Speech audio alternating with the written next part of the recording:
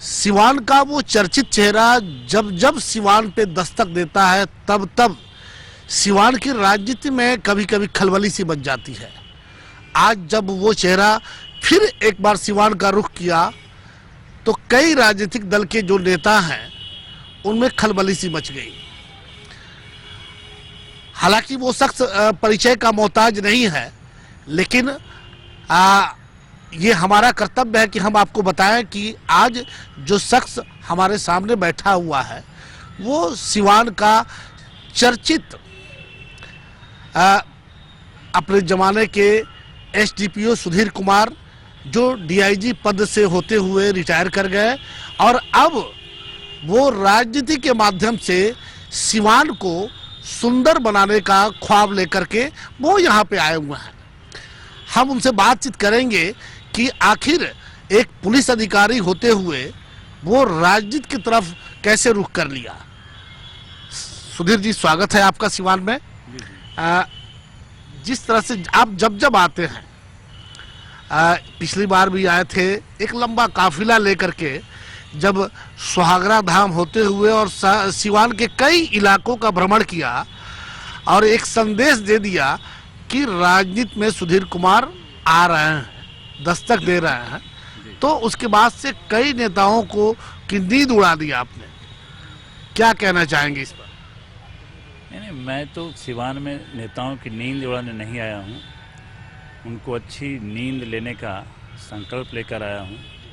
क्योंकि सिवान की स्थिति रही थी, नेताओं की नींद उड़ी रहती थी। यहाँ मतलब आतंक का साया लहराता रहता था।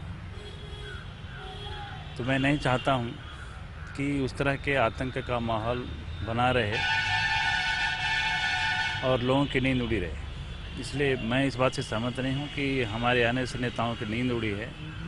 हमारा सर कहने का मतलब ये था कि अपराधियों की नींद उड़ाने वाला शख्स राजनीति में जब कदम रखेगा तो उनके समकक्ष जो भी नेता हैं उनकी नींद तो उड़ेगी ही उड़ेगी। तो हमारा कहने का ये मतलब था कि जब आप लोकसभा का चुनाव होने वाला है और आप सीधे दस्तक दिया आपने कि हम चुनाव लड़ेंगे, ये उस समय आपका ऐलान था। सुहागरा धाम मंदिर के बाबा के सामने आपने कहा था कि हम चुनाव लड़ने आए हुए हैं। तो हमारा कहने का मतलब ये था कि आखिर अपराधियों की नींद उड़ाते उड़ाते कैसे ये आ गया कि अब जो झूठा वादा करके जो लोग राज भोग रहे हैं उनकी नींद उड़ाने आप सिवान चले आए। नहीं, इनफैक्ट अपनी नौकरी के दरमियान हमने देखा कि बहुत सारे ऐसे काम हैं जो ऑफिसर के रूप में हम नहीं कर पा रहे हैं। तो हमारे मन में शुरू से ही ये मतलब भाव पनपता रहा था कि जनता के बीच उनकी जो दिक्कतें हैं उनको वास्तविक स्तर पर जा कर के हम दूर करने का प्रयास करें। राजनीति का हमारा आने का मतलब वही हमारी आकांक्षा जो है राजनीति में। क्या लगता है कि जिस तरह से नेता जब जनता के बीच आता है, चुनाव के समय आता है, तो कई तरह के वादे होते हैं, हम ये करेंगे, हम वो करेंगे, हम आपका सड़क बनवाएंगे, आपका विकास करेंगे, लेकिन जैसे ही वो जनता उसको अपना नेता मान लेती है, उसको अपना सब कुछ सौंप देती है, लोग भूल जाते हैं। क्या सुधीर कुमार भी उसी रास्ते पे चलेंगे या कुछ अलग सोचा है? ये तो समय बताएगा। हर कोई मतलब अब अपनी तारीफ मैं क्या कर सकता हूँ। मैं कोई वादा नहीं कर रहा हूँ। मैं तो एमपी बनने के लिए आया। बाकी मतलब जनता का जो आदेश होगा मैं वो करूँगा। मैंने कोई वादा नहीं किया है। लेकिन सर, आपको क्या लगता है कि अगर इस तरह से कोई नेता अगर इस तरह से झूठा वादा करता है, हम ये करेंगे, हम वो करेंगे, और तो ये इस तरह की राजनीति कितने दिनों तक चलेगी? हमारी समझ से इस तरह के जो लोग हैं, और ज़्यादातर इसी तरह के लोग आ जाते हैं, तो उनका बहुत ज़्यादा दिनों तक भविष्य नहीं होता है। आप देखें कि बहुत सारे लोग थम्पिंग मेजोरिटी से जीतते हैं, लेकिन बाद में इतनी बुरी दुर्गति उनकी हो जाती है, जनता उनके नाम से थूकने लगती है। तो ये हसर तो होता है। आज जिस तरह से सर देश की राजनीति करवट ले रही है, या यूँ कहें कि कई ऐसे चीज सामने आ रहा है कि लोग भाषा लोगों की बदल जाती है, लोग जो आरोप जो बात नहीं आनी चाहिए थी वो सार्वजनिक तौर पे वो सब आ जाता है, लोग तरह तरह के मतलब गाली गलौज तक पहुंच रहे हैं। तो कहीं ना कहीं क्या लग रहा है कि राजनीति ये स्तर दिन पर दिन गिरता जा रहा है? ये हमारे सांस्कृतिक स्तर का प्रश्न है। गुलामी के दौर से गुजरता हुआ यह देश जो है, सांस्कृतिक स्तर तो मतलब खो चुका था, धीरे धीरे लोग मेंटेन कर रहे हैं, लेकिन अभी भी वो जनतांत्रिक मानस तैयार नहीं हो पाया है। तो वो जो मतलब क्या कहते हैं उसको, एरिस्टोक्रेटिक फीलिंग होती है अंदर में जो दबी हुई, वो बाहर निकलने लगती है गाली गलौज के रूप में। तो इसका एकमात्र रीज़न है कि अभी हम लोग फुल्ली डेमोक्रेटिक ढंग से सोच नहीं पाते हैं। जनतंत्र का जो मतलब नेचर होना चाहिए, जनतंत्र का जो व्यवहार होना चाहिए, जनतंत्र की जो मर्यादा होनी चाहिए, उसको समझ नहीं पाते हैं। हम अभी भी चाहते हैं कि हम दबा करके एनी हाउ अपनी सत्ता कायम करें, अपने लोगों को मतलब मजबूर करें कि हमारी बात माने या नहीं माने। तो मतलब ये तो एक मतलब ये है। लगभग सर लोकतंत्र को स्थापित हुए इस देश में 70 साल से ज़्यादा लगभग हो गया, और हम आज तक, ये दुर्भाग्य है कि हम आज तक लोकतंत्र का सही मतलब नहीं समझ पाए। अभी कम से कम 50 साल और लगेगा पूरी जनतांत्रिक फीलिंग डेवलप होने में। इसका क्या कारण मानते हैं सर? क्या अशिक्षा इसका कारण है या कुछ और कारण है? नहीं, आप देखें कि कोई भी गाड़ी जब चलती है ना, तो आप ब्रेक भी अगर लगा देते हैं तो कुछ दूर जाकर रुकती है। तो जनतंत्र यहाँ मर चुका था। जनतंत्र की पहचान मिट चुकी थी लोगों में। लोगों ने देखा था मतलब राजसत्तात्मक परिवेश, किस तरह से लोग व्यवहार करते हैं, राजकुमार या राजा या उनके कारिंदे। उनको लगता है कि मतलब वही आचरण हम जब सत्ता हासिल कर चुके हैं तो वही आचरण हमारा होना चाहिए। संविधान रोकता है उनको। तो ये संविधान की रोक और इनकी जो मतलब सामाजिक परिवेश से जो इनकी आदत डेवलप कर चुकी होती है, उन दोनों में संघर्ष चलता रहा है, चलता रहेगा, कुछ दिनों तक चलेगा, अंत में खत्म होगा। एक सवाल सर ये है कि आप सिवान में चुनाव लड़ने के लिए आए हुए हैं, और सिवान हमेशा ये कहा जाता है कि सिवान शहाबुद्दीन का गढ़ है, शहाबुद्दीन का अभेद किला है। तो इसको कैसे, किस स्तर पे आप निपटेंगे इस शहाबुद्दीन के किले या शहाबुद्दीन के गढ़ से? ये लोगों का भ्रम था। शहाबुद्दीन का किला फिला क्या रहेगा यहाँ, मतलब शहाबुद्दीन तो एक अपराधी था, और दुर्भाग्य से सिवान का दुर्भाग्य था कि और राजनीति के माध्यम से संसद में पहुंच गया था। न्यायालय मतलब उसकी उस संबंध में बता चुकी है कि वो एक अपराधी था। जनतंत्र में कोई राजा तो होता है ना, ऐसा किला होता है। ये तो जनतंत्र में मतलब जनता का घर होता है, जनता की चौपाल होती है, किला किसी का नहीं। लेकिन सर आप भी जब भी कोई चुनाव आता है, चाहे वो लोकसभा का चुनाव हो चाहे विधानसभा का चुनाव हो, इसकी शुरुआत शहाबुद्दीन से ही होती है। यहाँ पे जितने नेता आए हुए हैं अब तक, चाहे वो सांसद हो, विधायक हो, उनकी राजनीति की शुरुआत ही होती है। जैसे आप कोई शिक्षा की शुरुआत करते हैं, क से शुरुआत होती है, तो उनकी शुरुआत होती है शहाबुद्दीन से। आपकी शुरुआत कहाँ से होगी? हमने तो शुरुआत की थी मतलब ये मंदिरों में, सुहागरा धाम सुहागरा धाम से।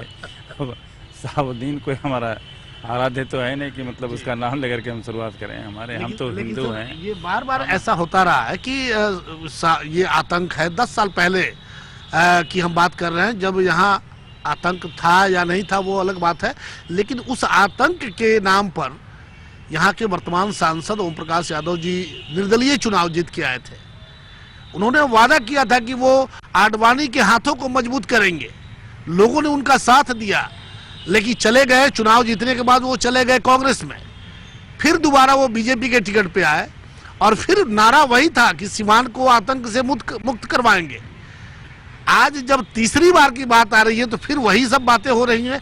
आखिर ये सिवान में कैसा आतंक है जो ये आतंक का साया यहाँ से हटने का नाम नहीं ले रहा है? इनफैक्ट क्या है, देखिए ये एक तरह का मतलब ये बन गया है कि कल बल छल तो राजनीति में चल। लोग पसंद करते हैं कि हमारा नेता धूर्त टाइप का हो, हमारा नेता बेईमान टाइप का हो। उनके दिमाग में है कि जब तक बेईमान नहीं होगा हमारा नेता हो ही नहीं सकता है। तो आप इस तरह से अगर अपने नेता का चुनाव करेंगे तो मतलब धूर्तता, तो जो धूर्त आदमी सबके साथ धूर्तता करेगा, पब्लिक के साथ धूर्तता करता है। आज सर एक बहुत बड़ी बात सामने आई है। चंदा बाबू ने आज एक बयान दिया है, अब से थोड़ी देर पहले उन्होंने कहा कि भाजपा ने उनका इस्तेमाल किया है, उन्हें जो मदद करनी चाहिए थी वो आज तक मदद हमें नहीं मिली, भाजपा ने उनका इस्तेमाल किया है। अब क्या आपको लगता है कि चंदा बाबू चुनावी पोस्टर बन के रह गए? देखिए, चंदा बाबू प्रताड़ित हुए, इसमें कहीं दो मत नहीं है। उनके बेटे की हत्या हुई, हत्या राजद के ज़माने में हुई थी और हत्या भाजपा के भी ज़माने में हुई। तो उसमें भी उनकी आंखों से आंसू निकले, इस समय भी और इसमें भी आंसू निकले। लोगों ने मंच पर खड़ा किया, ये भी फैक्ट है। मंच पर खड़ा करके लोगों की सहानुभूति बटोरी, लोगों का वोट भी मिला। लेकिन उन्हें और मजबूत नहीं बनाया गया। हमारे जो प्रतिनिधि हुए, भाजपा के प्रतिनिधि ही मतलब भाजपा का प्रतिनिधित्व यहाँ कर रहे हैं। चंदा बाबू से मेरी बातचीत हुई, उन्होंने कहा कि देखिए, अब ओम प्रकाश जी के बारे में हम क्या बोले मतलब, लेकिन हमारे घर के पीछे का नाला है, वो नाला का भी निर्माण नहीं कर सके। अब इधर उन्होंने हमसे बताया कि हमको पोस्टर के रूप में इस्तेमाल किया गया है। लगता है कि उनके दिल का दर्द है, कहीं कुछ दिल का दर्द है, व्यक्त कर रहे हैं, और हमको लगता है कुछ सच्चाई है उसमें। यहाँ पे सर देखा जाता है कि चंदा बाबू के साथ जो दुर्घटना घटी उसके बाद भी कई लोग मारे गए। श्रीकांत भारती की हत्या हुई और भी कई लोगों की हत्या हुई, लेकिन आज श्रीकांत भारती का परिवार ये है कि वो सिवान छोड़ करके भय के इस वातावरण में असुरक्षा के भावना से ग्रसित होकर के वो सिवान से बाहर रहता है। ये सुनकर बड़ा मतलब बड़ी तकलीफ हुई, ये सच्चाई है। मैंने जिस समय ज्वाइन किया था सिवान में, उसमें सुनने में आता था कि 10,000 लोग सिवान छोड़कर भागे हुए हैं। अगर उसी तरह की घटना आज भी मतलब घट रही है, लोग सिवान छोड़ने के लिए मजबूर हैं, दुर्भाग्यपूर्ण है।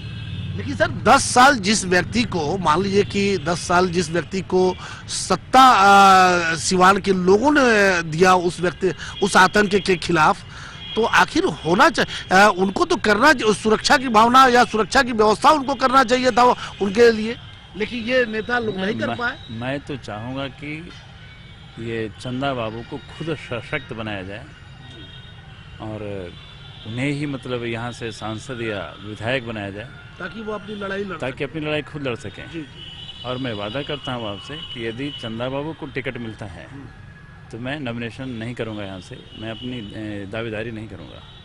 आप अगर चंदा बाबू को टिकट मिलता है तो आप चंदा बाबू के साथ खड़े होंगे? बिल्कुल, उनके साथ मंच पर खड़ा होकर के उनकी तरफ से हम पैरवी करेंगे, लोगों को कोई कन्विंस करने का प्रयास करें कि आप इनको वोट दीजिए। सिर्फ चंदा बाबू ही नहीं, किसी अन्य वणिक परिवार जिससे ये है, सत्यम है, श्रीकांत भारती का बेटा, अगर उनको भी मतलब खड़ा किया जाता है विधायक के रूप में या किसी भी पद पर, तो मैं उनके साथ खड़ा रहूँगा। देखिए, सिवान में ये 2 कम्युनिटी ज़्यादा प्रताड़ित रही, एक मतलब जादव कम्युनिटी और दूसरी ये बनिया कम्युनिटी। ओम प्रकाश मल की हत्या हुई, ओंकार मल सॉरी, वो हत्या हुई मतलब बनिया ही थे ना। जी, मरवाड़ी थे। और भी मतलब जो भी ये स्थिति यहाँ थी कि यहाँ के बनियों में एक गजब का आतंक का माहौल था। मैं चाहता हूँ कि आतंक का माहौल दूर हो, और ये तभी हो सकता है जबकि खुद उनके बीच में से रिप्रेजेंटेशन डेवलप करें। तो इसके लिए आप चाहते हैं कि चंदा बाबू को या श्रीकांत भारती के पुत्र को टिकट मिले, आप उनके साथ खड़े हों? बिल्कुल बिल्कुल, ये मैं चाहता हूं कि उनको रिप्रेजेंटेशन का मौका सर मिले। अंतिम सवाल और थोड़ा सा टफ सवाल है। अभी कई नेता ये सीधा आरोप लगा रहे हैं कि सुधीर बाबू राजद के एजेंट के तौर पे सिवान में आए हुए हैं और वो वोटों का बिखराव करना चाहते हैं। ये तो उन लोगों की घबराहट है, आत्मबल सर्वभूतेषु। क्योंकि हमारे आगमन से उनको लगता है कि हमारी सत्ता छिन रही है, छिन जाएगी, तो बोलेंगे ही, तरह तरह का आरोप लगाएंगे। तो माना जाए कि सुधीर बाबू में जो ताकत पहले थी जब वो सिवान के एसडीपीओ थे, अपराधी घबराते थे, आज नेता घबरा रहे हैं। हुजूर, हम तो उसी तरह की लड़ाई के लिए मतलब हम तो उसी तरह की लड़ाई करते ही रहे हैं। और जो भी अपराधी लोग हैं, जिनके भी अंदर में मैल है, वो हमसे घबराते ही रहे, चाहे वो नेता हो, चाहे वो मतलब अगर उस तरह मैल है, जी जी। जी। चलिए, आपने देखा कि सुधीर बाबू से हमारी बातचीत हो रही थी और कई मुद्दों पे हमने उनसे उनका नजरिया लिया और सबसे अच्छी बात उन्होंने कहा कि जिनके अंदर मैल है, जिनके अंदर डर है, चाहे वो अपराधी हो या फिर आज के नेता हो, वो तो घबराएंगे ही। और जिस तरह से अब बेबाकी के साथ उन्होंने कहा कि वो अगर सच में कोई पार्टी, चाहे वो बीजेपी हो या कोई दल हो, अगर चंदा बाबू को या श्रीकांत भारती को इंसाफ दिलाना चाहती है तो वो उन्हें टिकट दे। और इन्होंने साफ ये भी कर दिया कि जैसे ही अगर पार्टी चंदा बाबू को टिकट देती है या श्रीकांत भारती के पुत्र को टिकट देती है तो ये सुधीर कुमार सिंह उनके साथ खड़े होकर के कंधा से कंधा मिला करके और इनकी लड़ाई तब तक जारी रहेगी कि जब तक उनका इंसाफ न मिल जाए। हम इसी तरह आपको और भी समय समय पे जब जब सुधीर बाबू सिवान में आएंगे और सिवान के राजनीतिक गलियारे से होते हुए जब यहाँ सर्किट हाउस में उनसे मुलाकात होगी, हम पूरे यात्रा का विवरण आपको बताते रहेंगे कि सिवान की जनता कितना चाहती है सुधीर कुमार सिंह को। कैमरामैन आशीष के साथ कैलाश कश्यप, ATN लाइव सिवान।